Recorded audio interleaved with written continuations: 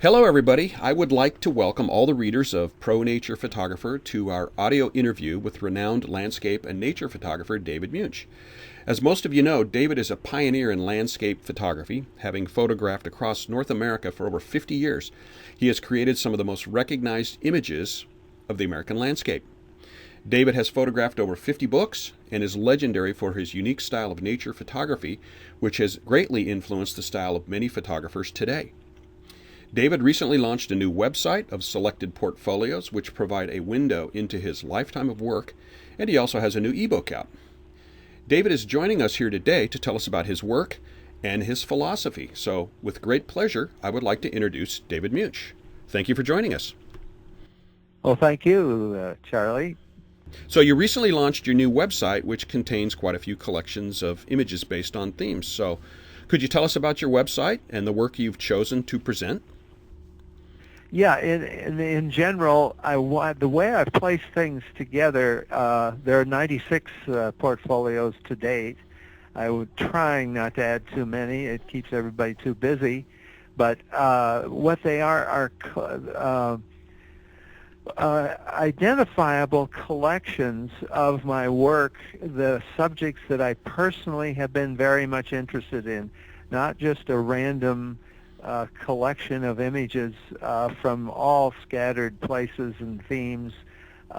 This way it gives a focus because they've been very special to me, and they do isolate out into these various subject titles. I mean, ice-light glaciers, Yellowstone, Grand Tetons, Big Bend. It goes on like this, but the main one up front is in the portfolios is Toprock that go along with the ebook that Mark is my son in Santa Barbara, has with Muench Photography. We put this first ebook out to date, and there are images that I have selected where each had a story. Each has a story. I'm talking about Toprock now. Each has its own story. I just all of a sudden realized I had, just on my own intuitive direction, gone up various summits and peaks in the West primarily, and very excited about each one just to be there. It wasn't ego trip. Sometimes I ask that question on it. But what it is actually being there, being involved with a situation. You'll see from some of the photographs we'll describe or talk about anyway. It's being there and being involved with it. Most of these are 4x5, so this actually becomes a historic project. And they're just putting them together after seeing them after the fact. In other words, well, I won't use a comparison, but the idea came as I was doing them individually. I had no idea of this idea of Toprock. And then all of a sudden it struck me that each one, and there are many that aren't in the book too. There's still a lot that I was amazed what some of the ones I found. Some are from way back in the 60s, 70s, 80s, primarily more in the 90s. But it's all of a sudden I found I had some fascination, and I still do, and I will be going back to some of these, by the way, to work with them digitally. Most of these are classic film, what I call classic film, 4x5 with a tripod, the whole works. And this presents a whole, I feel it's quite historic when you start adding up all the, or not all of them, but the few photographers who really have photographed in the West, and some of the painters, of course, the Bierstats and Jackson and the photographer. Some of these are in that same vein, but I didn't see them that way. They seemed very contemporary and now images and things I just had to do and intuitively accomplish them. And now I look at the photographs afterward, and I see a lot of depth, but it was also spontaneous and very intuitive to do these. Why? Right. Some of them I don't even know. Uh-huh. Yeah. Well, I have the ebook and have very much enjoyed it, and I know that you have selected 11 images for us to talk about, and with the first one being plate number 2 from the book, and it's the summit of the White Mountains with beautiful soft light. Could you tell us a little more about that image? Well, this expresses so much of what I'm all about, the sense of drama, the power of beauty, and yet it was a rare moment before a snow hit. It was a light snow. This is one of the 14ers, which should have been in Nevada, but the White Mountain is right across. You're looking straight at the Palisades over Bishop. Bishop is down below, right under the light flare. The idea of placing yourself there, getting involved with the subject, the place, brought these rocks as forms and even color. And I'm not a colorist, but the color is amplified nicely to give it some real spark, which attracted me obviously in the beginning. But this is actually the top of White Mountain, and getting there was unusual.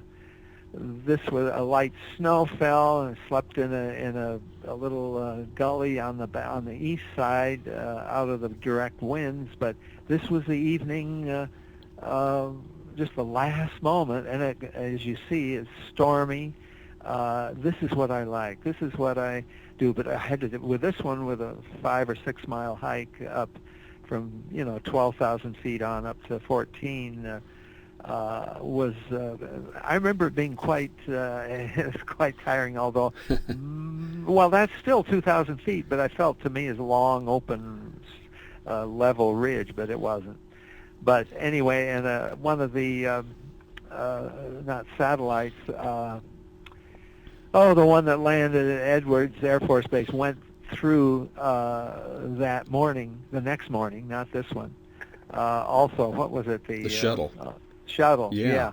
The one that landed at Edwards. I don't think there were very many, and I have the date of that if I look in the book. But anyway, that's the thing. Is it also is exemplifying very strongly the near far, or what I call, which is another portfolio, natural connections, and where I connect something very close with something in the far distance, and then of course what you do with the composition throughout and going into the middle ground is the catch for it. And this intrigues me. I photographed something very close up.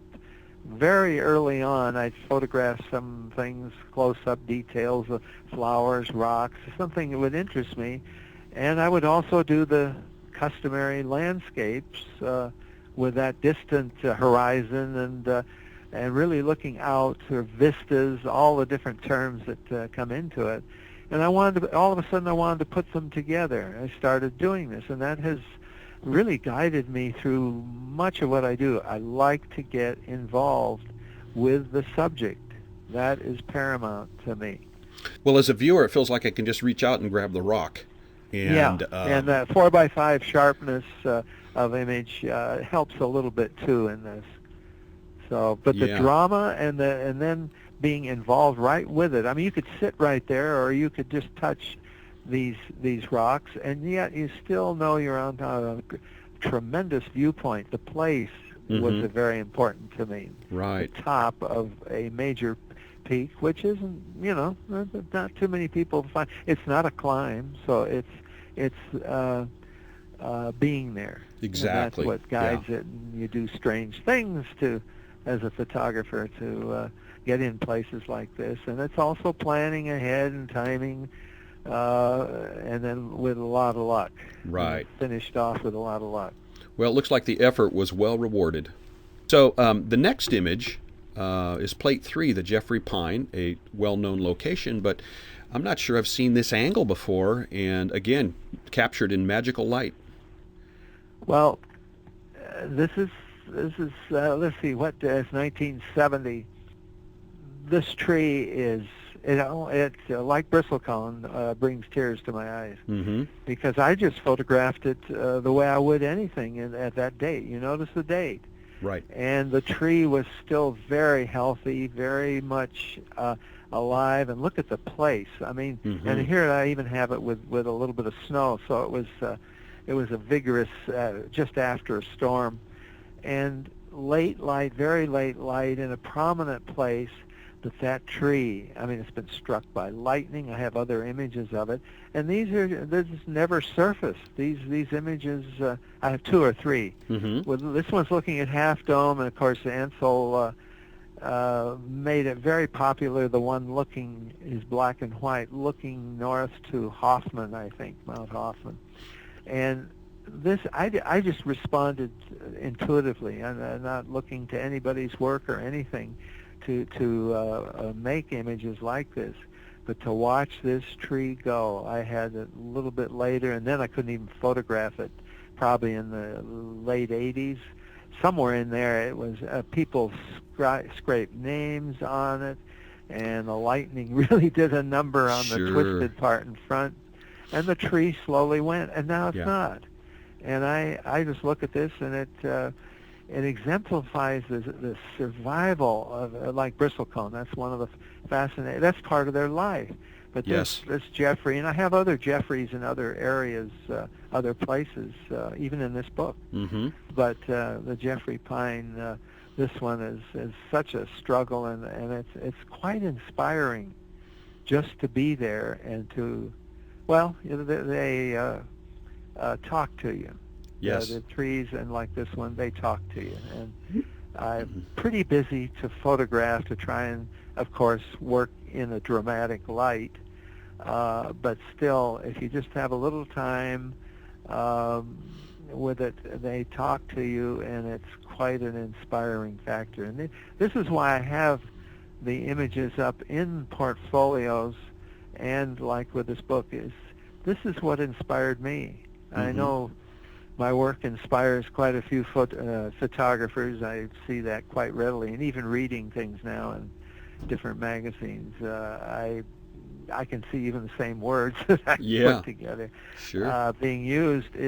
And this is what I'm glad to do with my work at this point in time, is the inspiration. Well, these images, these subjects, are what have been inspiring to me, and I could go on forever. Sure. Because they're what they do at the right, with, of course, the accent on not selected, but lucky in the light selected. Mm-hmm. The light is everything. Exactly. And that then you get connecting together of the timeless elements here, and that it speaks tremendous stories. But I always like to be dramatic, and not to impress, or it's not an ego trip. It's just the subject has an ego to me, and I like to have it at its best, or most exciting, let's say. Sure. Yeah, it's a beautiful shot, taken at a great time, and very strong and powerful, and sort of a capture of nature survival, and it's very nice. Our next image here is Mount Langley from the Sierra Nevada, and as you wrote in the ebook, you backpacked into this location, and I've done that, and I know what it's like to carry a 4x5 and lenses and film holders and stuff, and a lot of the locations in Toprock appear to be rather extensive efforts to get to these locations, and I wonder how you balance the need to take good gear with carry some things for spending the night and that sort of thing. I wonder too. Some of these, I'm just coming to, okay, now we're having a look. I have the Mount Langley one. There again is with that light snow. So this is the telltale, if you're studying me very carefully, the drama and the timing, what I like to call off seasons, is very important to me. And to hell with the weather, or have done a few stupid things, but when you have an image in mind, you get it in your mind's eye, some of these you luck out, or I had a lot of good luck, but you need to have luck. The drama here, instead of the pretty clouds, blue sky, that it just doesn't get it. That's why this one is to me is one of my top images. Mm-hmm. No pun intended. But the idea of carrying the 4x5, I used to just hang it on my Jerry pack and carry the tripod separate. Didn't even put that on the back. That'd be too much. So Mm-hmm. with the simplest of gear to get over one night, or sometimes 2 nights when you could do a really impressive place. I like to have done at least 2 nights. But I learned very early that doing day hikes up on some of these peaks, or day hikes into a place and getting noon lighting, or you could push it till, it depends how long the hike is, but push it till 4 or 5 o'clock and walk back with a flashlight and Right. done that. And sometimes clouds build up and the day's gone by 2 o'clock, and you have to watch it on mountaintops too, Mm-hmm. especially in Absolutely. the different seasons. But I just hung it over, and of course that wasn't good for the hips, but I pretty well balanced, and I don't even know I didn't even want to weigh it sometimes, what I was carrying, so I don't know. I wasn't precise with it. It was just to get by and get the shot.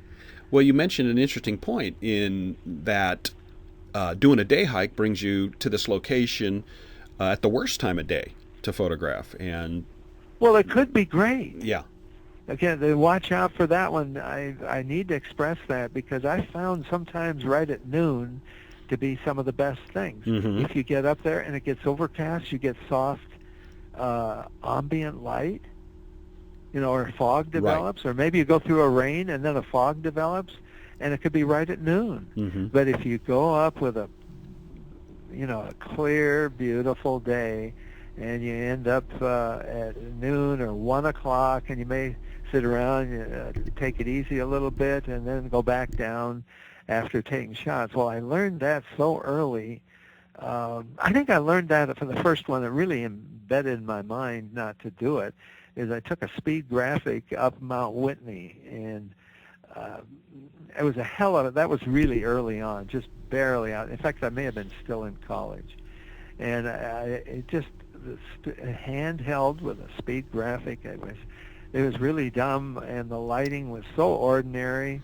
That one broke me of it, and so I've tried to make sure you stay over at least one night, so you get that early light Sure. and late light with things. And well, there's some other ones too. The superstition in this book is one that I didn't plan it too well, and I almost killed myself up on the superstition with froze up there at night, and then during the day it was 104 in October. Oh, boy.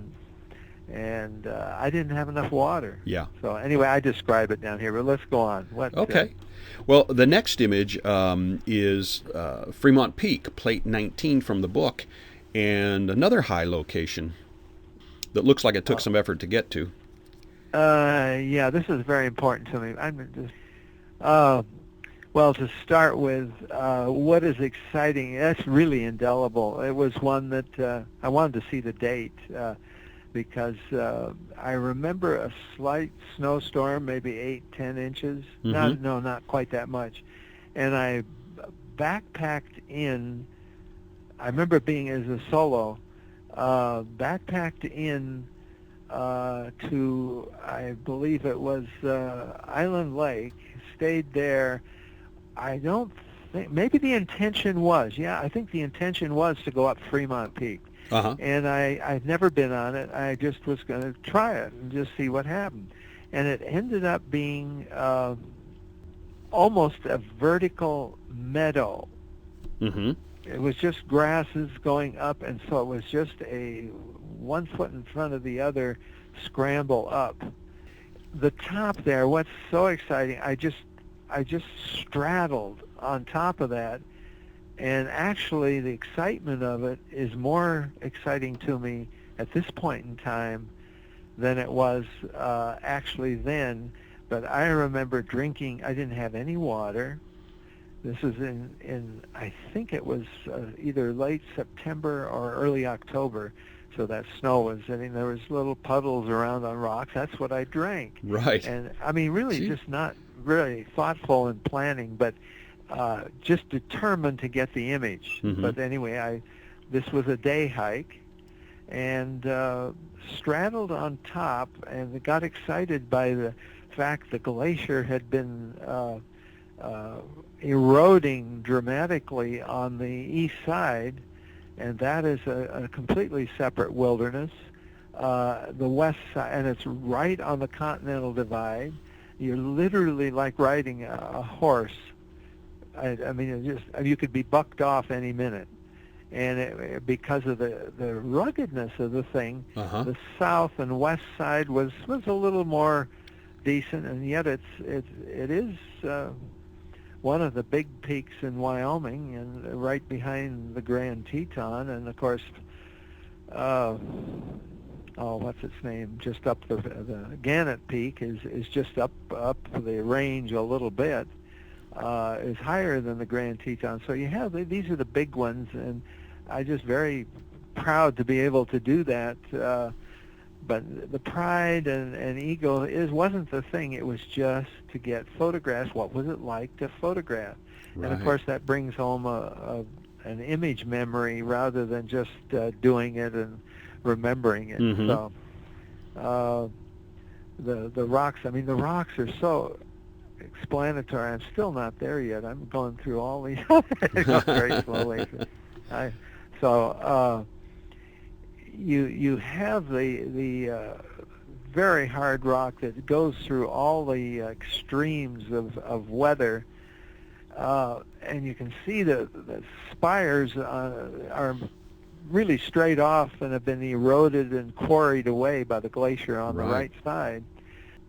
And on the left side is just a little more gentle. But the idea of being able to be right straddling it, two wildernesses, the Continental Divide, this is pretty heady stuff.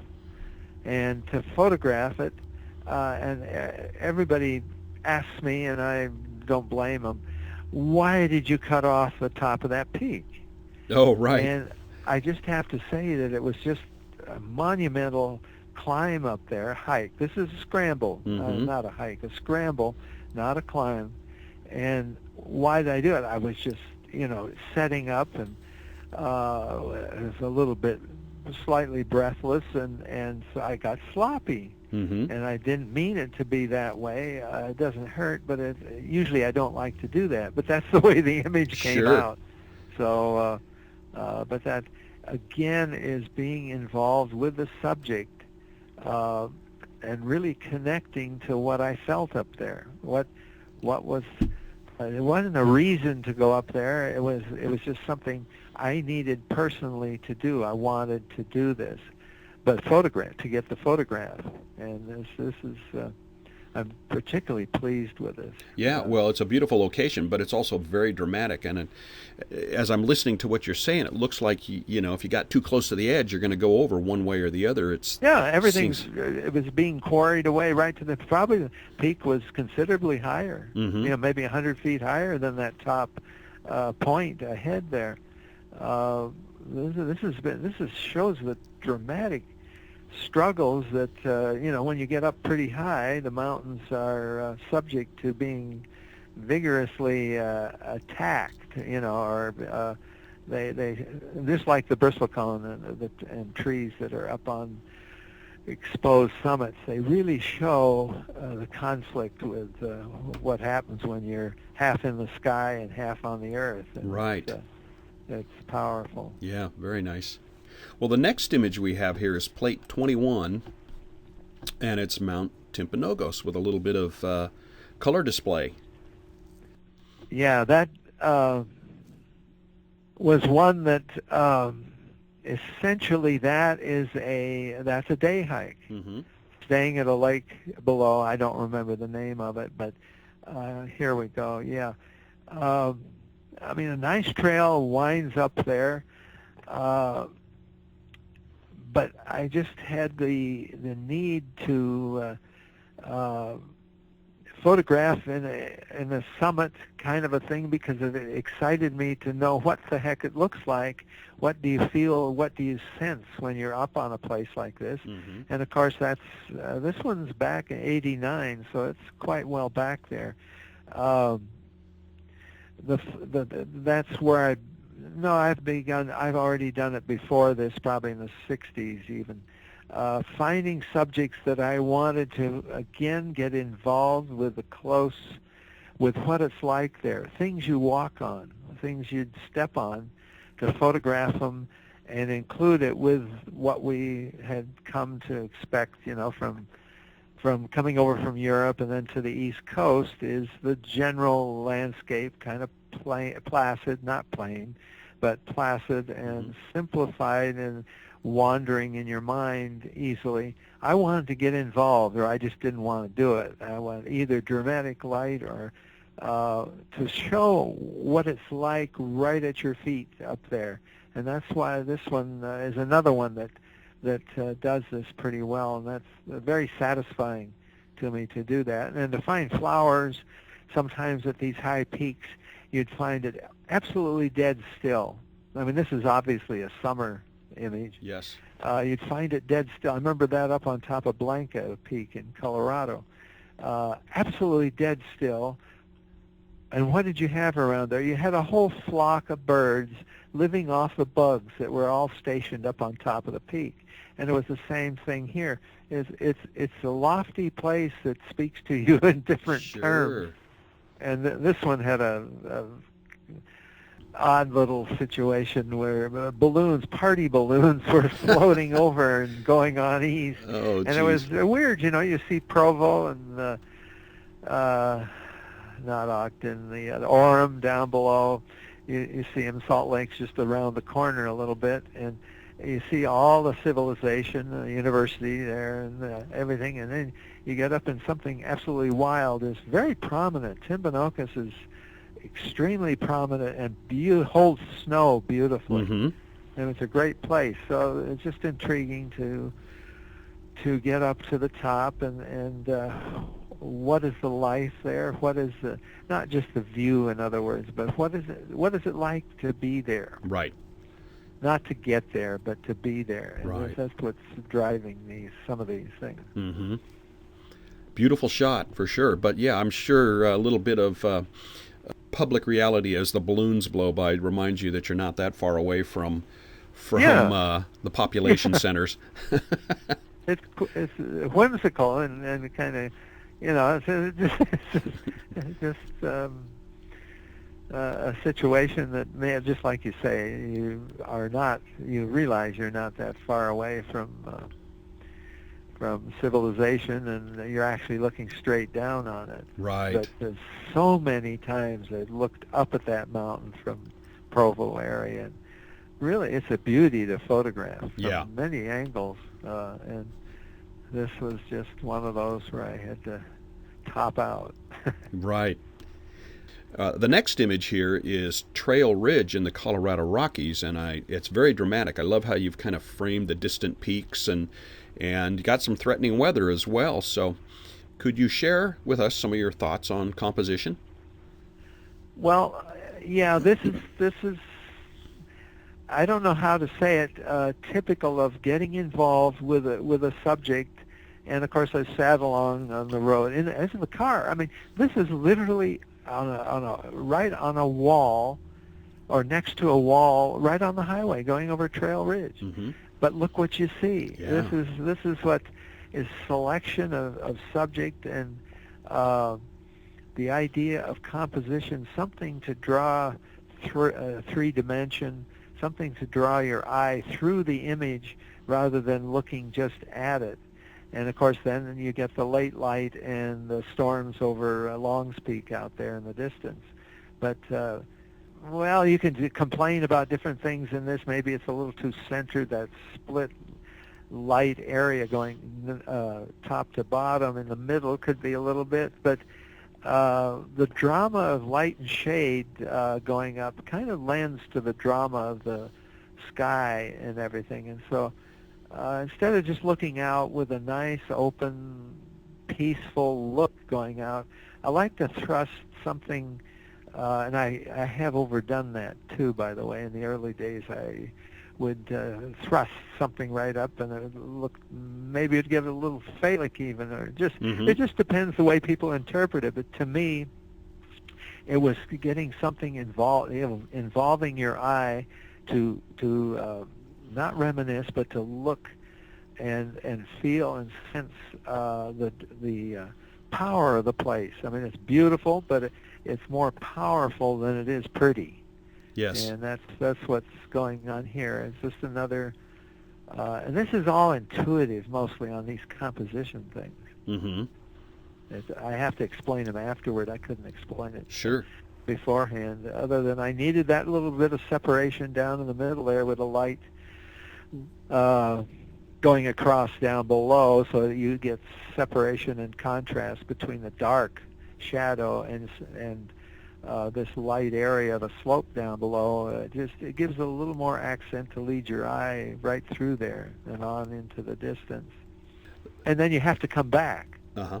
That's another thing I like to do. We read from left to right, and I like the idea of being able to go through, and yet you come back, and you can't get away from. This one's one of those that has a dramatic light area on the right in that rock, and then on the left is more dramatic light, and then you have to go through and say, well, what's that way beyond? And there's the dark sky brings you back. I mean, it doesn't let you go out. Like a pretty sky, your eye would start to float off into the distance. But this one, you have to come back to the light areas. Well, these are purely intuitive and awareness things. You know, just being there, and it can happen in 5 minutes, or not even that long. Sometimes a minute, and it's all gone. But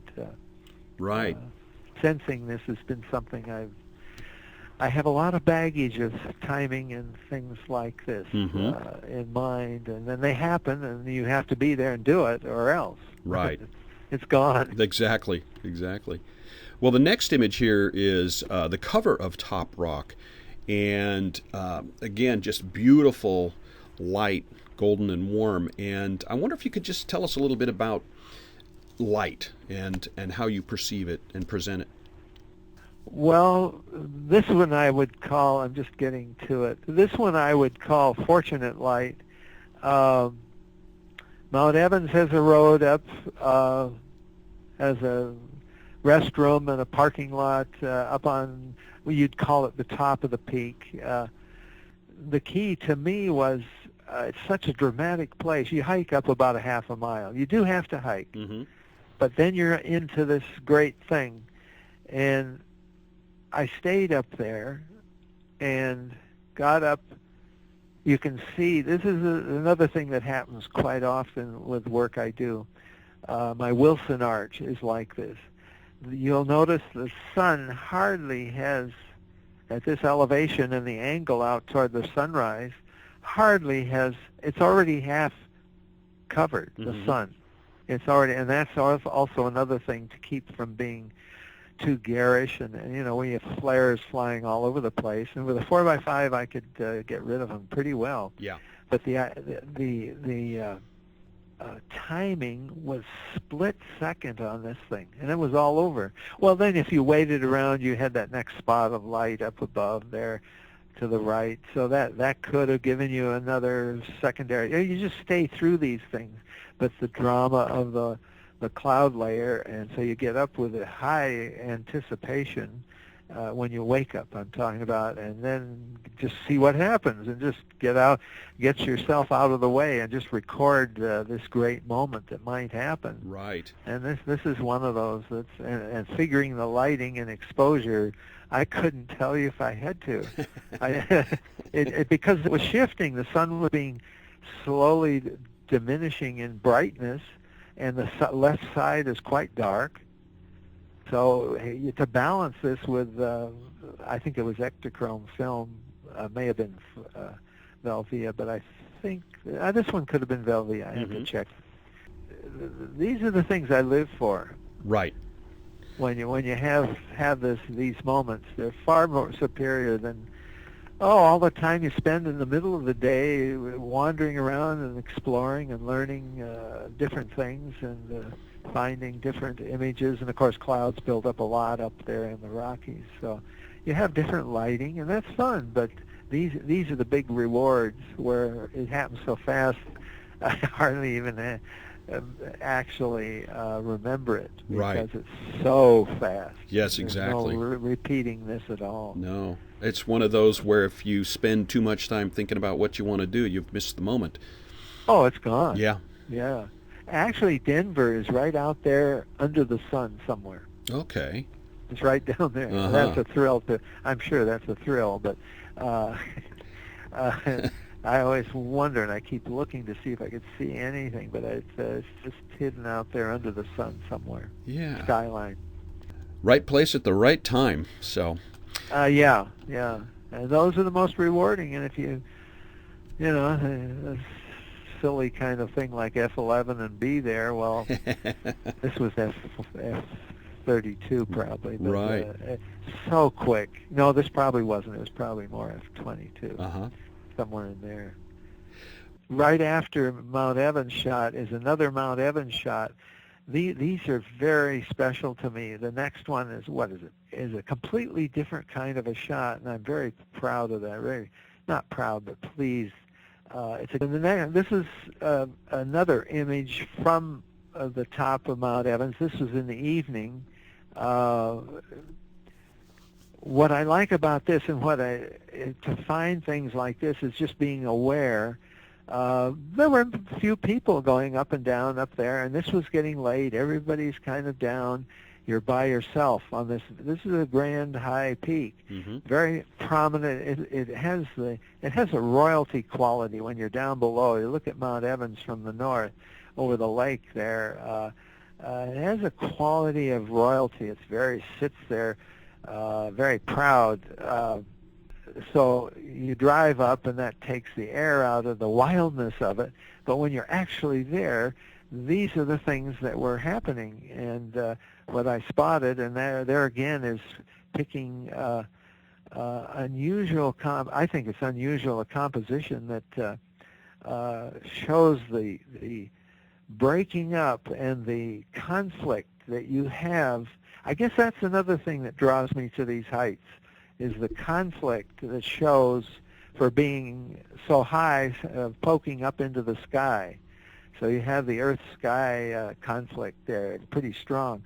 And look at this. It's split up and shattered, and yet beautiful in very awkward lines, but extremely awkward. You see a little bit of the lake down below, still frozen over a little bit, and peaks on north, not too interesting, but it gives you a sense of the height without a word, and kind of an intimate view of the top. You're not just sitting there looking out over something. You really get into the peak. It could be down below, it could be somewhere else, but the idea of this fractured light is to me is very rewarding. Yes. So yeah, it's that's very why powerful. This next image, plate 28 from the Toprock book, is the Snowmass area of Colorado, and I really love this. I feel it's a very powerful image.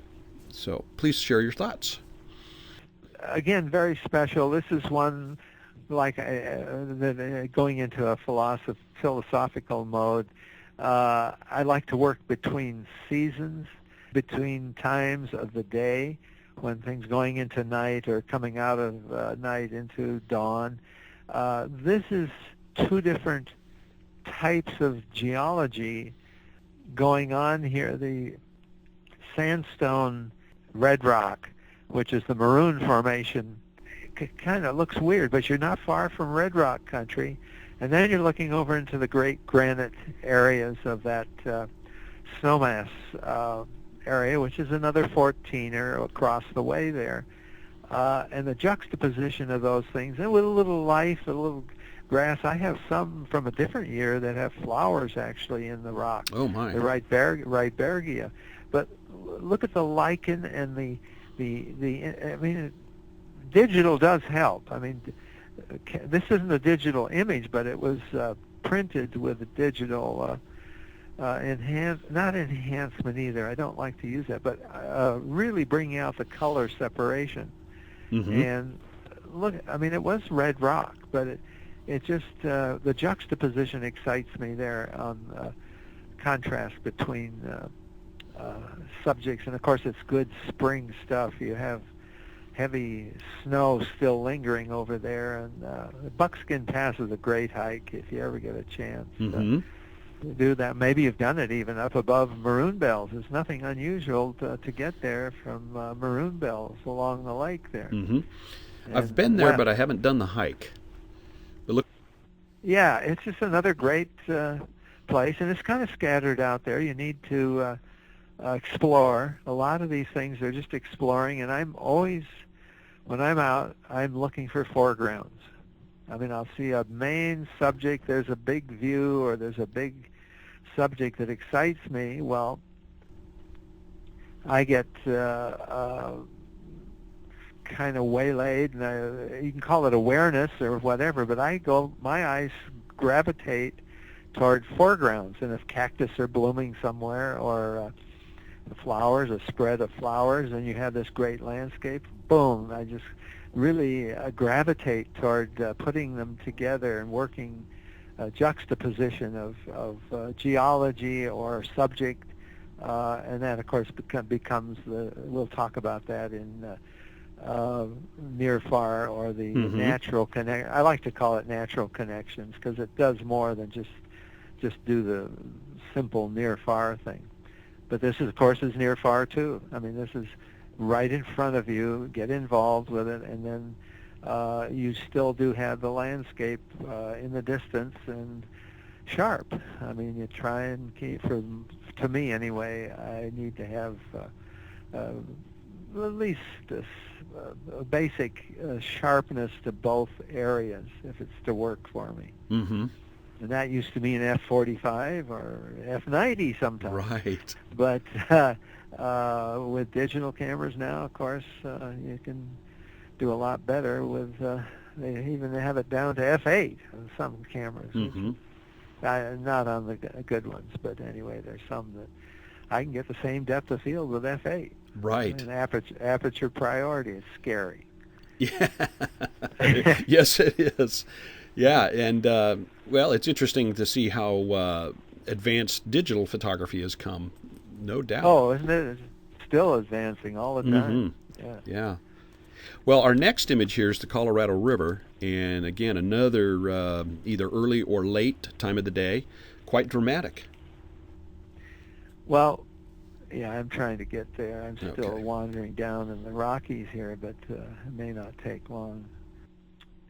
What I was trying to get around to, and I am not doing a good job with it, but some places I've explored and found, and most of them are common or are places everybody visits on a regular basis, and that is like Teardrop Arch in Monument Valley is something Mark and I discovered, and then went back around, realized the church mission had picnics back there, and now it's just a regular tourist stop. I mean, they got trips, they hike up there, and it's mostly run by Navajo people. Sure. It's a nice place to go for a guide. You can drive up and then walk up the last 200 yards, and it's nice. Mm-hmm. This one, and I'm getting to the point still, this is one nobody has photographed yet. Mm-hmm.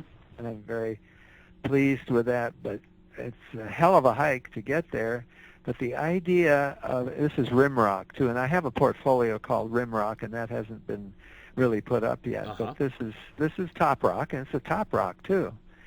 But at any rate, it's the Colorado River with a line up to the Fisher Towers and the La Salles, and this was important to me. I like the idea of the vantage that would have multiple subjects that I'd work together. And the front, I have some with cactus blooms, some claret cup blooming right here, And so I've been there 3 or 4 times, and I've got to go back again and do it digital. I want to do this one, repeat. This is one I want to repeat. Mm-hmm. And see if I can handle it. It's a mean hike. Not long, but it's mean. Yeah. But anyway, I'm very pleased that some of these locations, I mean, see even the road down there. I have the first ones I ever took were the dirt roads. It's going from Moab north to the interstate. And finding places, also Mobius Arch on the east side Sierra, that was one I just don't make a big thing of it, but I was the first one to photograph. Uh-huh. And Mesa Arch too. Mesa right. Arch, and so what? I mean, you don't own something just because you were the first one to photograph it and put it on the map. It made it very popular, but there are other places too that I take pride. Toroweep at the Grand Canyon, and these are very special to me because I just explored and found, and I feel it's a very rare thing that you can be in a place like that to find it, and that it's going on all the time, even if you're not there. Right. You haven't been there. It's still there, and it's a matter of our searching or turning around, looking different directions. When you think you have something one way, to turn around and look once you're there in an unusual place at an unusual lighting, is to look around and find other vantage points or the details that are there. And it's quite it's a dynamic lesson and experience, and I find it very rewarding. And this is a good example of that. Yes. It's just, I can't wait to go back for this one. Right. Yeah. Well, it's like the magic of discovery, and knowing knowing that you're the first one with a camera. Yeah, there, I think you can't do that much anymore in the world. No. I mean, it just doesn't. It doesn't happen, and that's why I feel personally it's a very rare thing and experience. And then you could go somewhere else and find your own image in areas like this. Mm-hmm. There are other vantage points, I call them that, but the figuring out how to get there and the figuring out of then the time of day and how do you approach it. Most of these have been with wide angle. There were 75 millimeter 4x5 lenses, and that really gave the scope. Lately I've been totally with digital.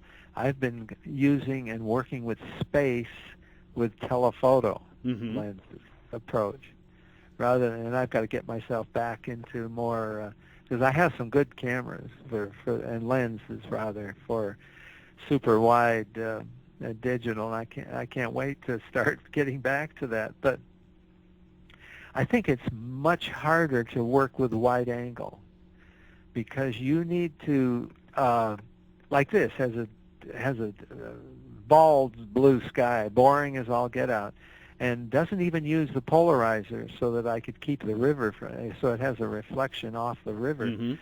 But with a polarizer, you could sure bring the mountains back brighter up. The Fisher Towers would jump out a lot more. Right. Yeah. But anyway, that's it's different viewpoints and vantage points. I just love the idea of seeing like a bird now. Yes. And I had new cataract eyes. The lenses in my eyes have been a miracle, so I see like a hawk the way I used to when I was somewhere in my 20s, I think. Maybe better. Yes. And so I'm back to, I see things telephoto, and I just love doing that. And that's what's captivating. And, of course, the spatial relationships of things when you work telephoto. It's actually easier than wide angle. You have to think of a lot of areas with wide angle, and make sure you look at everything, you study it and work with it. It's just intuitive studying. Yes, it's very exactly. Quick. But that's what's going on here. Sure. And it's in opposition to, say, an Oriental perspective, and that is working with space. Mm-hmm. And that's a big lesson for me. I'm still learning that one. To work with spatial relationships rather than subject-form relationships. To work with the actual space. I seem to want to put as many things together to make it as complex and exciting as possible. And this is sort of a good example of that. There's a lot going on here. Okay. Now, the next image we got here certainly is one of my favorite. I love finding discoveries like this, and I think you kind of mentioned that in your essay regarding this photograph, that you've been here several times, but this was the only time that the flowers were there. And when you discover something like this, I mean, what kind of goes through your mind? This is the thing I have to mention a little bit about the 70s, because the Oregon pipe cactus, some of the desert areas, I won't mention some of them, but they're in the Mojave especially. There were some great times. There have been some, and maybe this year is going to be a great year. Who knows? Mm-hmm. The rains out there have been good, and I've been checking with people on it, and I'm going to watch for it. We'll see what I do, but the idea of flowers in a place has become, because people have walked over these things, and becomes a rarity now. You have to be very lucky. What happens? I'm going roundabout, but for instance, Anza Borrego is one of the early ones, one of the year when it's starting out with flowers, and they've had this profound abundance of is it mustard or whatever, but weeds. Mm-hmm. This weed situation, it just covers all the wildflowers coming up. Whereas when you have a rare thing, I mean, this viewpoint on Sandia, I'm trying to get to it here, but I know which one you mean. To have the flowers growing out of the rock like that, to me was extremely special. I have even shots of Sandia, which is right above us here. I live right below this. Uh-huh. Now, here we go. I'm coming to Sandia.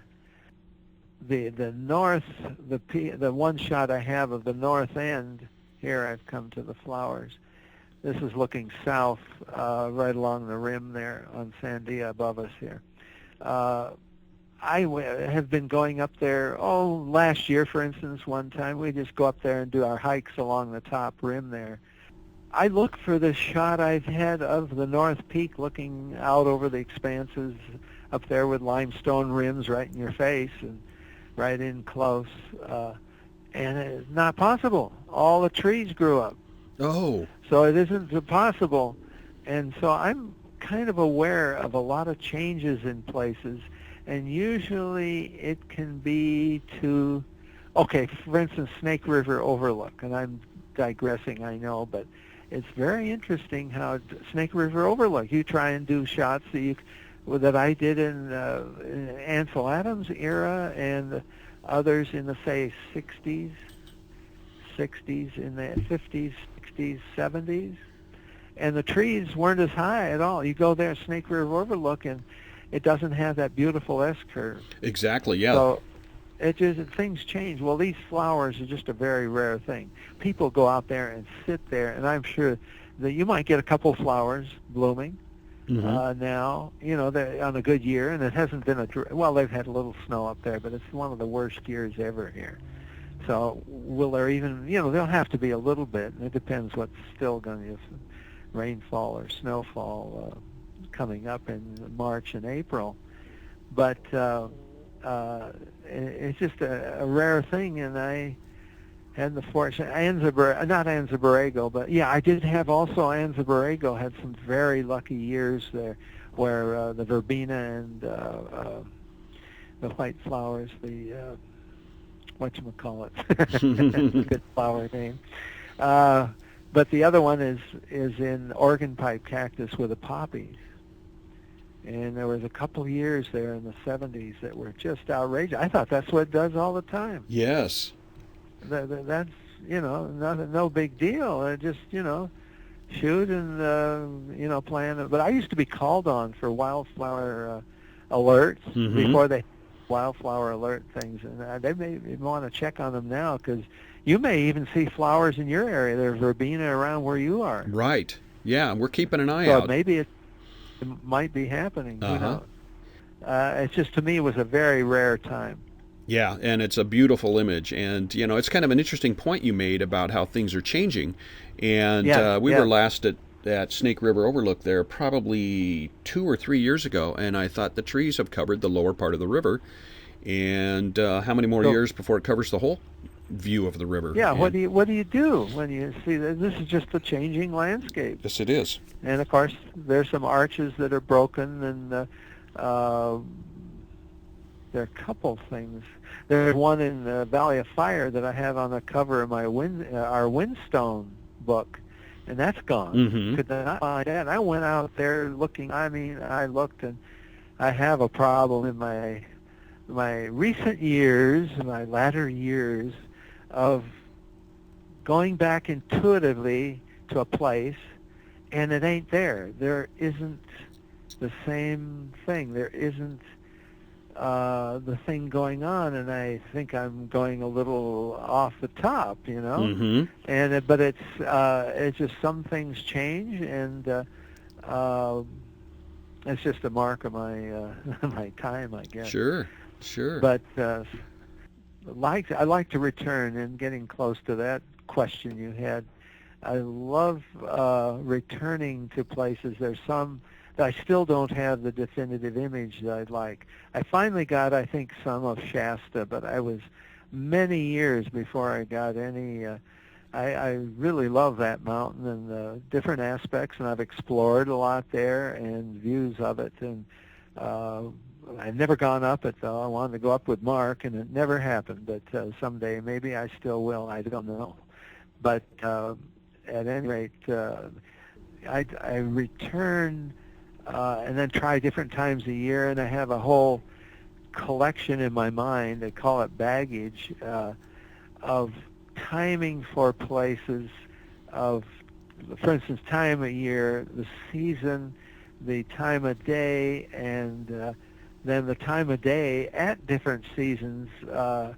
Like right now, there's great lighting in winter light. I love it. Mm-hmm. Right at this point in time, versus straight June, July. Beside the heat, I mean, forget the heat. But then you get storms. So it's very Mother Nature is very tantalizing. And it's quite exciting trying to keep up with her. Yes, no doubt, for sure. So to try and be serious about it. It doesn't always work. that's right. But anyway, sometimes your time of day, you register that, at least I do in my mind, register a time of day that I would think it would be great, and you place that in your mind, and then you say, oh, this would be great with a strong side lighting. The East Side Sierra is a great example of this, Mm-hmm. in the Alabama hills, for instance. I mean, right now, very nice, strong side lighting, and of course more snow, usually. Right. More snow up on the mountains, and everything, dramatic side light. Or if you want, a little later in May, it can be flat, but it can be mysterious in a different way. Mm-hmm. But I like those magic hours and magic times where things are very dramatic, and then you get the storm, and everything can happen in an hour in the sunrise. Yes. And then you could spend the rest of the day just wandering around or exploring, but nothing's happening. It could be in 5 minutes that this dramatic moment will happen. But you're in place where there is a possibility of it happening. Mm-hmm. And then you get lucky. That's right. That's right. So now we're on your homepage of your website, and you can see the Toprock ebook link is right there. And when you click on the portfolio section, we come over, and this lists your collections of images, with Toprock being number 8. And there's a few more images here than are in the book, I think you mentioned. Yeah, it's random collection Mm-hmm. here. Well, very good. This has been very enjoyable, and I want to thank you so much for taking the time to share your insights and your photography with us. And I look forward to doing it again. Well, thank you, Charlie.